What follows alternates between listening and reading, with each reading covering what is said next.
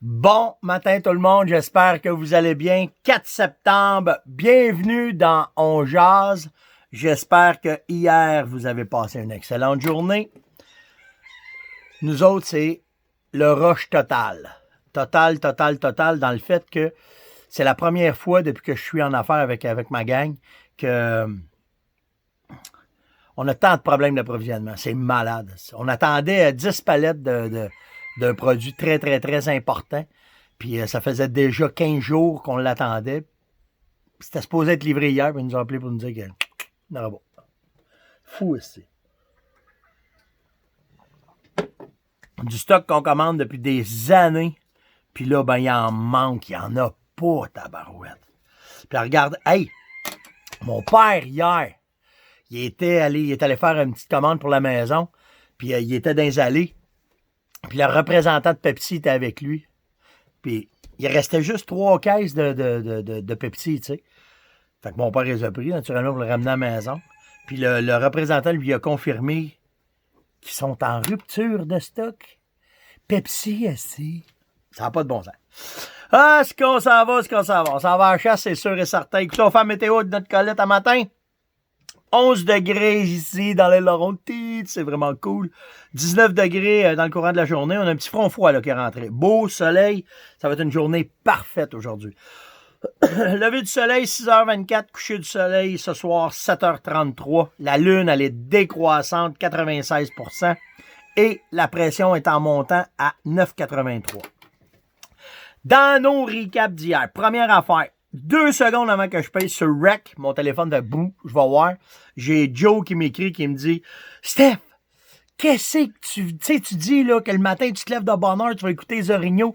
À quelle distance tu te places de ton spot, ton hotspot, pour écouter les orignaux, pour voir où est-ce qu'ils sont, te le quittes. Moi, je te dirais un bon demi-kilomètre. J'essaie le temps de pogner la place la plus haute sur mon territoire. Un bon demi-kilomètre avant, là, je m'assieds, puis je vais prendre une demi-heure, là, puis laisser le soleil se lever. Puis oubliez pas, hein, vous n'êtes pas supposé d'avoir d'armes à feu, vous n'êtes pas supposé d'avoir votre arc, vous n'êtes pas supposé d'avoir votre arbalète quand vous faites ça. Tant que l'heure légale n'est pas arrivée, il faut que ça soit fermé dans un étui avec le gunlock, barré avec des chaînes, mis dans le pick-up, dans le coffre-fort. Prends pas de chance, OK?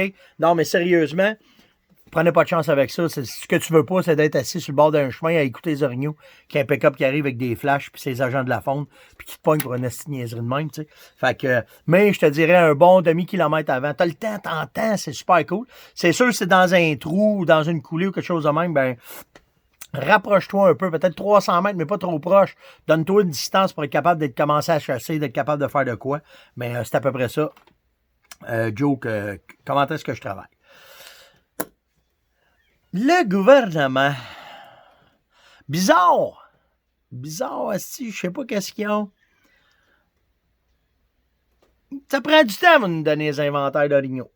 Tu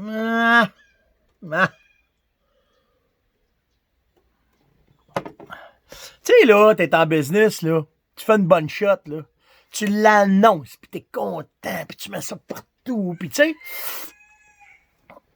pourquoi ça prend du temps d'avoir les inventaires? Veux-tu attendre qu'on soit tous dans le bois à chasse, puis sortir ça dans le paragraphe 56-42 du Journal de Montréal ou dans la ligne 77-19 de la page 3444 de la presse?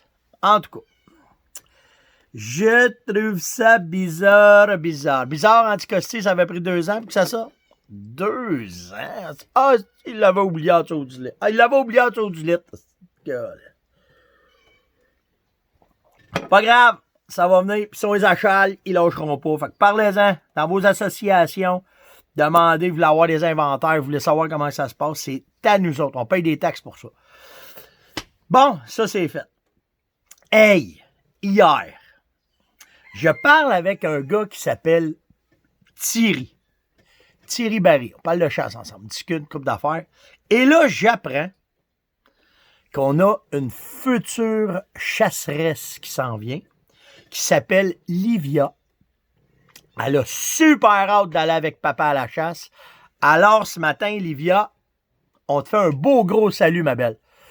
Prends le temps, achale papa, dis que tu vas aller faire les salins. Il va être content, papa, que Stéphane il dise ça ce matin, là. Mais achale-les, puis il va t'emmener, puis tu vas voir. Puis quand t'as froid, tu lui dis, il faut qu'il arrête de chasser, il faut qu'il te ramène à la maison. C'est ça que j'ai fait, moi. Moi, là, j'ai déjà amené mon gars sur mon 4 roues, là, on s'en venait en bicycle, là, puis j'étais un beau 8 points. Puis là, j'ai Sam, il est tout petit, là, écoute, il a à peine... oh mon Dieu, qu'il est pas grand. Il a à peine 4, 5, 6 ans. Puis là, on est en bicycle. Puis là, j'arrive, si je tourne dans un coin, il y a un beau 8 qui est après manger d'un champ proche de chez nous. Fait que là, bouge pas, garçon. Reste assis ici, papa, il va aller tirer le chevreuil. Ouais, papa, ouais. Puis là, je pars, pogne mon arc, pogne mon vent, je crâle le chevreuil tranquillement. Puis, le chevreuil, il est vraiment pour moi. Puis j'avance. Puis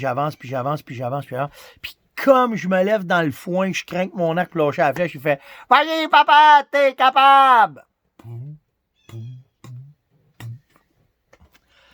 Ça pourrait faire un film, cette affaire-là. Je suis revenu, j'ai donné un bec dans le front, on s'est retourné à la maison. J'ai été le porter à sa mère, par exemple, le reste de la soirée pour que je puisse continuer à chasser. Fait que, Livia, bravo, puis on a bien hâte que tu fasses partie de notre communauté de chasseurs puis de chasseuses, puis tu viendras nous voir quand ça sera le temps. Passe une belle journée, ma belle. Un autre affaire. J'ai un chum, tu sais, dans notre carrière, on a tout le temps du monde qui vont nous donner un coup de main, qui vont nous appuyer, qui vont croire en nous autres, qui vont dire qu'on fait une bonne job, puis lâche pas. Puis j'en ai eu plusieurs dans ma vie, mais lui, c'est vraiment cool. C'est mon chum Babu qui est de iRock 247. Bab, vous le connaissez, là, il était à Musique Plus, il était à télévision, il était à Énergie maintenant. Un astique de bon chum. Puis ça lâche pas d'augmenter ses affaires. Sa business va bien. Quand il a été remercié de Radio X, ça a été tough. C'était son cœur, c'était sa vie. Puis il s'est assis, il s'est pris le temps de se relever de bout. Puis il a commencé iRock sur le web. Et maintenant, ça pète des scores. Fait que si vous avez une chance, allez vous abonner, allez écouter iRock. Allez écouter ce que Bab fait si vous aimez le rock, bien entendu. Mais une maudite bonne job. Mettez ça sur vos cellulaires, faites downloader ça dans vos trucks, puis écoutez ça directement quand on est sur la route. Une bonne patente, puis une belle bebelle d'un chum. C'est tout le temps cool de parler d'un chum qui a du succès, puis Bab, ça marche son affaire. Fait que, good for you, buddy. C'est vraiment, vraiment hot. Puis il va profiter de ce que je viens de faire là à la fin pour vous parler d'autres choses. Hier, j'ai eu Marc qui m'a parlé des machines à ozone. Il dit, qu'est-ce que tu penses, Steph, du danger que l'ozone peut avoir? Faut que vous compreniez là, que les petites machines à ozone comme ça, là, OK, que vous pesez dessus puis ça neutralise les odeurs, faut pas que vous soyez dans la même pièce que où est-ce que vous allez faire ça parce que les molécules d'ozone qui sont dégagées, c'est toxique pour l'être humain. L'autre bord, ben, vous pouvez le mettre dans vos tentes de chasse en autant que vous avez une aération dans la tente. Fermez pas votre tente au complet, gardez ça en gros de même puis ouvrir ça parce que c'est dangereux. Puis, une autre affaire qu'il faut que vous considériez avec ces machines-là, c'est que c'est votre carte, c'est un as de pique que vous avez dans vos poches quand vous allez à la chasse. Tu sais, vous nettoyez vos vêtements, vous les stérilisez, vous faites attention. Là, tu passes 2-3 jours de chasse, tu pognes de la pluie, t'as pas le choix, faut que tu fasses sécher ton linge à un moment donné. Ben là, si t'as pas de véhicule, moi, souvent, ce que je fais, c'est que je les mets dans mon truck, je vais partir mon truck, je mets les chaufferettes dans le fond, puis avec tu sais, celle du tableau de bord puis celle du plancher, je mets mes bottes à terre, je mets en haut, puis là, ben, l'air chaud, ça prend normalement 2 heures, puis mon linge est sec à cause des fans. Mais en plus, je vais partir ma machine à ozone dans le truck. Fait que je vais profiter de 2 affaires. Je vais profiter du fait que mon linge va sécher plus longtemps. Puis l'autre affaire qui est bien bon, c'est que je vais neutraliser, ça va être ma carte qui va enlever l'odeur sur mon linge. Puis là, le lendemain matin, tu sais, parce que vous avez 2 modes, là, vous avez 1 heure et 3 heures que vous pouvez mettre dessus. Fait que tu sais, si tu laisses rouler ton truck 2-3 heures pour faire sécher ton linge, tu le mets sur 3 heures. Puis avant d'aller te coucher, souvent c'est ça qui arrive. Le soir, avant d'aller me coucher, je vais aller arrêter mon truck, je laisse mon linge dans le truck. Mais là, mon truck a été traité à l'ozone, puis mes vêtements ont été traités à l'ozone. Fait que c'est une bonne façon de contrôler les odeurs là, quand vous allez à la chasse. Mais faites attention quand même, il ne faut pas que ce soit dans la même pièce que vous autres. Puis si, admettons, ça m'est déjà arrivé que vous n'avez pas le véhicule, il faut que vous fassiez sécher le linge en dedans dans le camp. Bien, ce que tu fais sécher ton linge en entour du foyer, du poêle à bois. Quand ton linge est sec, tu t'en vas dehors, tu te pognes un polythène, tu prends une taqueuse, tu taques sur le camp. Moi, j'avais fait ça de même. Tu sais, moi, chez nous, ma maison est toute en bois, puis mes campes de chasse sont toutes en bois. Là. Fait que je me mets un polythène, mettons de 3 pieds de long. Je viens le chercher je me fais une tente, en vérité, sur le balcon. Je vais le farmer comme il faut avec le polythène, puis je vais rentrer mon linge en dedans, je vais mettre ma machine là, puis je vais repartir ma machine, puis je vais traiter mon linge là. Fait que, tu sais, ça vous donne tout le temps des alternatives pour que tout votre linge soit bien traité, puis que quand vous allez chasser, qu'il n'y ait pas de danger pour vous faire détecter par le chevreuil ou par l'orignal. Fait que c'est un peu ça pour que je voulais vous parler un matin pour les machines à ozone. Ah oui, je voulais vous parler de ça un matin.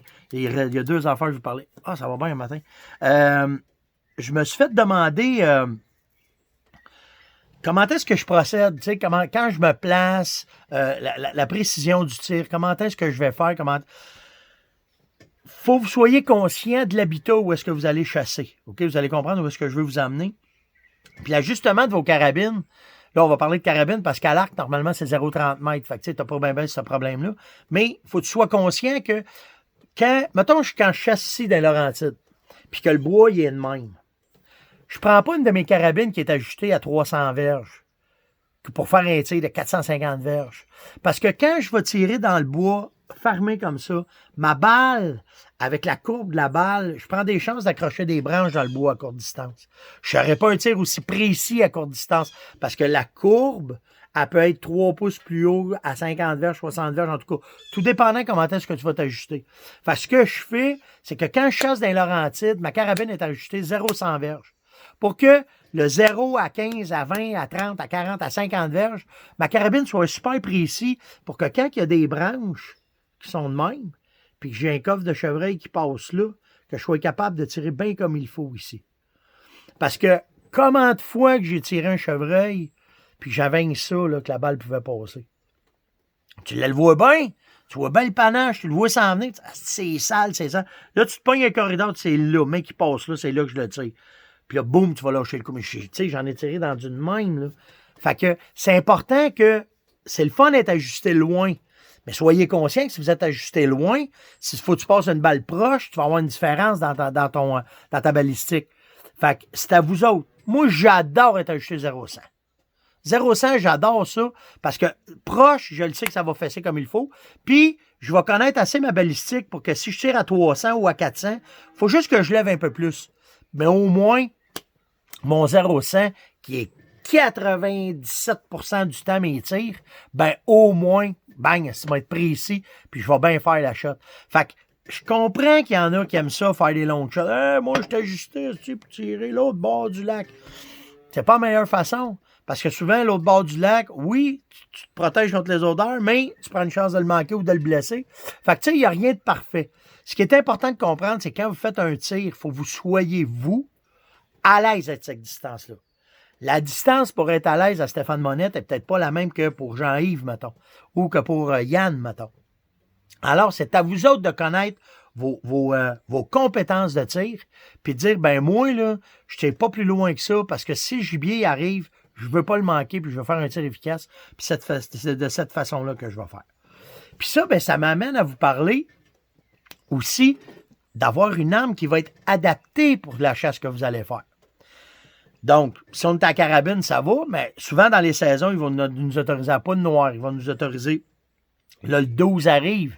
Puis hier, moi et Yann, on s'est amusé à faire du tir.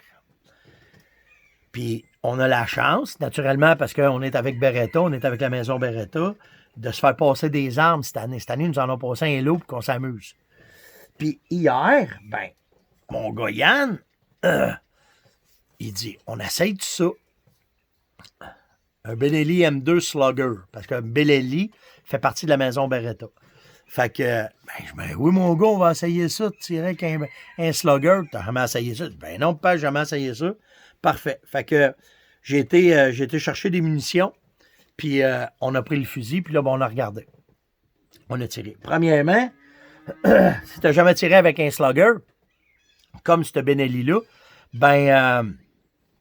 ça cogne un petit peu plus qu'une 22, là. On s'entend. Mais mon fils Yann n'était pas au courant. Alors, le premier coup de sa vie qu'il a tiré avec un slugger, je l'ai filmé. Je vais le mettre probablement aujourd'hui là, sur ma page Facebook. Quand vous allez voir les yeux, là, vous allez comprendre. Il fait, ben voyons, ben oui, ça cogne. Il faut être franc, là. Faut pas oublier là, que ça pousse un boulet de 1 once, 1 once et quart, 1 once et demi. faut qu'il sorte, là. Il faut que ça sorte là, du canon, cette affaire-là, là, tu sais. Fait que, tu sais, regarde le plomb qu'il y a dedans, là. Tu sais, imagine, là, il est là, puis là, tu lui dis, sors! Lui, là, il veut bien sortir, mais il va te donner une shot sur l'épaule. C'est pas plus qu'une 300 WSM, c'est juste différent. Le coup, il est différent sur l'épaule. Mais, par exemple, comment c'est efficace, c'est malade, là. Moi, j'ai appris à chasser avec ça. Quand on chassait en Ontario, on chassait beaucoup, on faisait la période du shotgun qu'ils appellent, puis on chassait avec ça. Puis j'ai tiré un chevreuil à un moment donné, on faisait des passes, on faisait des runs, puis je te plaçais sa run pour que ça passe à moi. Puis quand le chevreuil il a passé, ben tu sais, imagine, tu peux mettre 5 coups là-dedans, là. Fait que tu as 5 coups semi-automatiques avec des boulets, si la grosseur d'un orange, que tu vas bang, bang, bang, bang, bang. Ben, je l'ai eu, c'est sûr, je l'ai eu, le chevreuil, il n'y avait pas de chance, là, tu sais. Mais quand on est allé voir, là, hey, les arbres, là, des arbres, là, j'avais tiré dans des arbres gros de même, là. Ça avait passé bord en bord. Le chevreuil avait fait ça dedans. Fait que, tu sais, c'est vraiment, vraiment, vraiment une arme efficace. C'est vraiment une arme cool. Puis, écoutez, j'ai été agréablement surpris. Moi, on va dire dans mon temps, là, quand on chassait avec ça, c'était pas aussi précis que ça. Mais Benelli a amené, c'est un M2, ça, ont amené le M2 avec la technologie, la façon que le canon y est fait, avec la, tu sais, vous n'êtes même pas obligé de mettre de scope là-dessus, là. Si, tu sais, on a fait hier des tests 0-100 mètres. Puis 0-100 mètres, là, ça groupe dans la grande même, là. C'est malade, c'est malade comment est-ce que ça a évolué, comment est-ce que ça a changé, comment est-ce que c'est. La mire, elle est faite. C'est fait que tu ailles vite puis que tu tires vite. Mais quelle force de frappe, quelle force de... L'énergie que ça dégage, c'est vraiment malade. Fait que hier, on a tiré avec ça. Fait que oui, ça revient tout le temps à la même affaire. Hier, on avait 2 sortes de munitions là, qu'on a essayé, OK? Puis dans les deux, c'est la 1-11 qui était la meilleure. C'est la 1-11 qui faisait le meilleur grouping. Puis c'est pas nécessairement la plus chère dans ce cas-là. OK, Galarno se lève un matin. C'est pas souvent le meilleur, là. Tu sais, c'est pas le plus cher. C'était une boîte. Les boîtes étaient 8 piastres, je pense, pour 5. Puis ça groupait d'un orange. C'était vraiment cool. Fait que puis encore là, ben tu sais, je sais que cette année, il y a beaucoup de zones qui rouvrent pour justement le slug, tirer, chasser au 12, ben assurez-vous que ça tire bien. Mais, puis, tu sais, oui, tu es capable de le faire avec ton 12 de chasse au canard, puis oui, mais quand tu arrives avec une arme comme celle-là, qui est montée pour ça, qui est faite pour ça, la seule différence, c'est simple, c'est que vous allez augmenter votre précision. Puis c'est ça que tu veux. Tu vas être sûr que quand tu vas tirer, que quand tu vas le prendre puis que tu vas le mettre dedans, ben la précision va être là. Parce que le but ultime du chasseur, c'est de récolter proprement. Tabarouette, Galarno, un matin. Bon, juste vous tasser ça, m'essayer d'enlever l'angle de... Bon, comme ça va avoir plus de... Bon, ça va se replacer. Fait que, tu sais, c'est la meilleure... c'est tout le temps la précision qui est le plus important. Puis, c'est sûr que c'est un bébé qu'on veut avoir à la maison. C'est sûr et certain. Après ça, qu'est-ce qui me reste? Oh, fudge! J'ai oublié ma bouteille. Ah, j'en ai-tu une ici? Eh oui, j'en ai une ici. Parfait. J'ai eu Jean-Yves hier qui m'a écrit. Il m'a dit, Steph, il dit, tu sais, le nouveau FB60, il dit, j'en ai acheté, mais je veux comprendre comment est-ce que toi, tu vas l'utiliser, là, le nouveau Corpus Luteum, la fameuse crème jaune là, qu'il y a dans la bouteille. Ben, à la base, c'est un produit qui est très, très fort. C'est un produit qui est odoriférant. C'est un produit qui sent fort. Fait que, moi, une façon que j'adore chasser avec ce genre de leurre-là, ça va être en faisant des souilles. Puis quand tu vas faire ta souille, pour tout le temps augmenter l'odeur, le visuel, parce qu'il faut tout le temps travailler de la même façon. On travaille le nez, on travaille le visuel, on travaille les oreilles. C'est sûr, si tu fais une souille, tu peux pas faire grand-chose pour l'appeler par les oreilles, là, mais tu vas travailler le visuel. Fait que tu vas faire une bonne plaque. Tu vas dégager comme il faut pour que quand l'orignal va arriver, qu'il la voit. Puis quand tu vas l'humecter, ben si tu veux humecter un 4 pieds ou un 5 pieds carré, prends pas toute ton urine d'une claque. Prends de l'eau de ruisseau, brasse ta souille avec ça, puis après, ajoute ton FB60 dedans. Puis là, ce que ça va faire, c'est que tu vas avoir le visuel. Même s'il y a de l'eau Le produit, là, on a travaillé tellement fort pour vous le concentrer au maximum, de vous mettre le maximum de qualité dans ce produit-là. Cassez-vous pas la tête. Même si tu mets de l'eau, même si tu penses qu'il va se diluer, il ne se diluera pas parce que la terre va boire l'eau. La terre va boire ton urine avec ta laitance dedans. Puis quand ça va rentrer dans le sol, quand ça va rentrer dans la terre, là, ton odeur va être là. Puis c'est là que ça va faire la job. Puis c'est comme ça que tu veux que ton produit soit efficace. Fait que c'est de cette façon-là. Une autre façon qui est hyper bonne, j'ai en masse d'histoires qu'on a sorti des orignaux de cette façon-là, c'est que tu te prends une bonne motte de coton fromage, là, OK?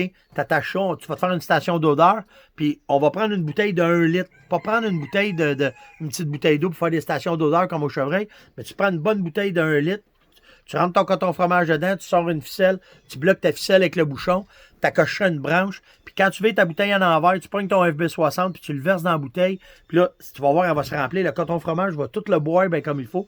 Quand tu vas revirer ta cloche, l'excédent va tomber à terre. À terre, tu peux en profiter pour bien dégarnir ton sol, pour que ça tombe au sol, que ça fasse encore une fois un visuel, puis ça donne l'impression d'une souille. Puis là, tu laisses ça là.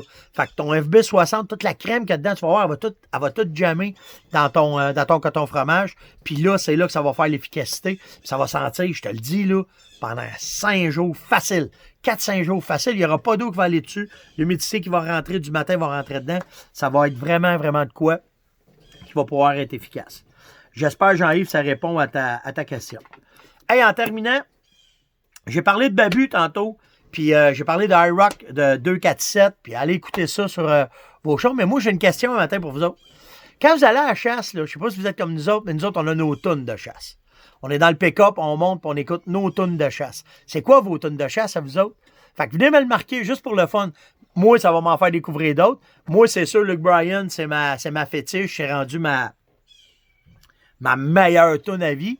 Mais là, on est country pas mal de ce temps-là. On est rock des fois. Black Sabbath, on aime ça. Iron Man, des classiques. On revient souvent aux classiques. Mais de ce temps-là, Mr. Red, White and Blue, c'est vraiment celle qu'on écoute le plus quand on va scouter. Hier, on est allé scouter au chevreuil. On a vu du chevreuil pas mal, puis on a découvert des nouveaux spots. Je vais vous mettre des photos aujourd'hui. Je vais tout vous mettre ça sur Facebook. Fait que c'est quoi votre tune? Mettez-moi ça. Je veux savoir c'est quoi vos tunes de chasse. Donc, Luke Bryan, bien sûr, là, fait Hunting, Fishing, Loving Everyday. C'est un classique maintenant. Fait que, passez une nastique de belle journée. Amusez-vous. Ça s'en vient. Soyez patients. Ça va commencer en fin de semaine. Il y a une couple de zones qui commencent à ouvrir. Je sais que dans la réserve de Laurentides, les premiers orignaux ont été tués. Puis là, ben, ça va commencer dans nos zones. Puis dans le public au nord, ça va arriver. On va commencer à voir les orignaux. On va en parler ensemble. Fait que passez une super journée. Amusez-vous, préparez-vous, là, en fin de semaine, on fait ça. Puis, n'oubliez pas, hein, likez, partagez, invitez du monde. C'est tellement sharp qu'est-ce que vous faites. Puis, c'est rendu notre rendez-vous quotidien, tout le monde. Ciao, tout le monde. Passez une bonne journée.